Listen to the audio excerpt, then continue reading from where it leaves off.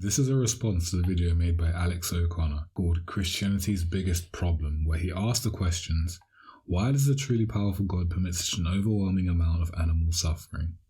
This suffering refers to that which specifically excludes human interference, but stems from the natural state of the animal system. How can an all-loving God permit this? My first point will be from a Christian biblical perspective. I would like to begin by stating that the Bible never claims that the world is perfect. In fact, it claims quite the opposite, that the world is imperfect and full of suffering and trouble. In the New Living Translation, John 16:33 reads, I have told you all this so that you may have peace in me. Here on earth you will have many trials and sorrows, but take heart because I have overcome the world.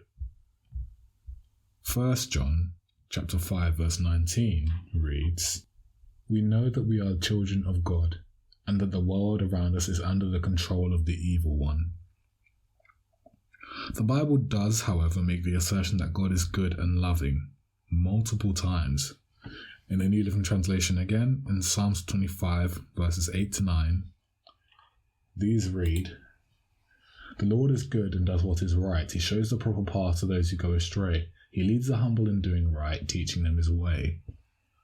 Joel 2 verse 13 reads, Don't tear your clothing in grief, but tear your hearts instead. Return to the Lord your God, for he is merciful and compassionate, slow to get angry and filled with unfailing love. He is eager to relent and not punish. The obvious question to ask here is, how can an all-loving, omnipotent God permit an imperfect, suffering-filled world to come from him? I know the original problem statement refers to the suffering of animals, but I'll get there. For this, we need to go back to the beginning of the Bible, Genesis. Genesis chapter 3, verses 11-19 in the New Living Translation reads, Who told you that you were naked? The Lord God asked. Have you eaten from the tree whose fruit I commanded you not to eat? The man replied, It was the woman you gave me who gave me the fruit, and I ate it. Then the Lord God asked the woman, What have you done? The serpent deceived me, she replied. That's why I ate it. Then the Lord God said to the serpent, Because you have done this, you are cursed more than all animals, domestic and wild. You will crawl on your belly, groveling in the dust as long as you live, and I will cause hostility between you and the woman, and between your offspring and her offspring. He will strike your head, and you will strike his heel. Then he said to the woman, I will sharpen the pain of your pregnancy, and in pain you will give birth, and you will desire to control your husband, but he will rule over you. And to the man he said, Since you listened to your wife and ate from the tree whose fruit I commanded you not to eat, the ground is cursed because of you. All your life you will struggle to scratch a living from it. It will grow thorns and thistles for you, although you will eat of its grains. By the sweat of your brow will you have food to eat until you return to the ground from which you were made, for you were made from dust, and to dust you will return. In short, the reason we were expelled from paradise was our sin in disobeying God, and we, Adam and Eve, are rightly punished for our offences. God did not permit our suffering and pain per se, but instead allowed us to make a choice between subservience and paradise, or insubordination and suffering. This is simply the world that we chose by serving our own selfish desires, and we and the animals of this world are simply suffering the consequences of our own actions. A question may be raised here that, why are the animals suffering for the actions of the humans? Responsibility and dominion. Genesis 1 verse 28 in the New Living Translation reads, Then God blessed them and said, Be fruitful and multiply. Fill the earth and govern it. Reign over the fish in the sea, the birds in the sky, and all the animals that scurry along the ground. We were and are responsible for the lives of the animals that live on this planet, and by our actions they have been punished for our iniquity. If this still doesn't make sense, then this analogy may help to clear things up. Let there be a supreme being, A, that rules over kings. Let one of these kings be B, and let this king rule over a people, G. A has given B authority to rule over G, and therefore that decisions that B makes can be very important.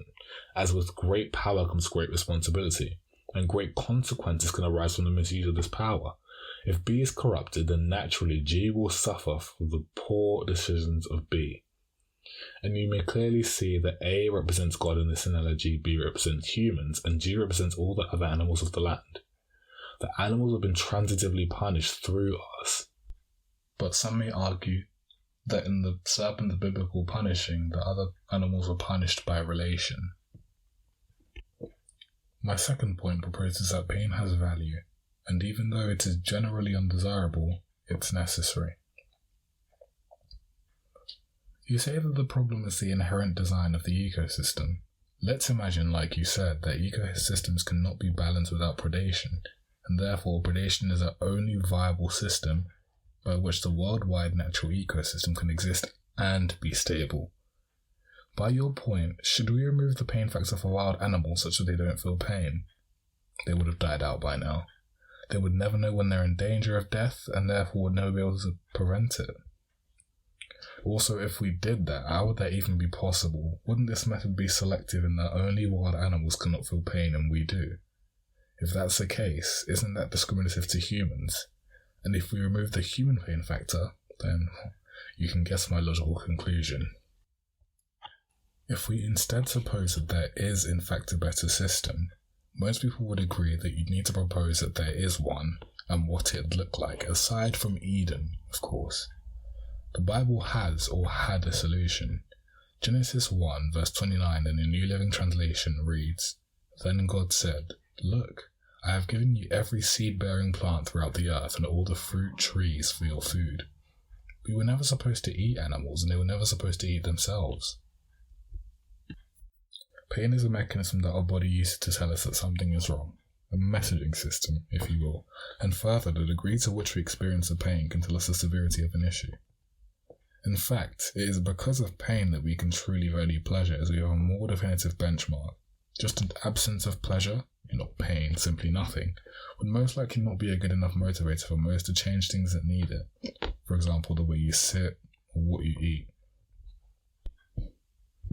I'd like to finish off by saying that the Christian claim is not that this world is perfect. It is that it is full of suffering. This is not the way things were supposed to be, but it is God's will, which is the best manner by which we can reach the best world. We believe that from struggle and strife, God can bring strength and joy.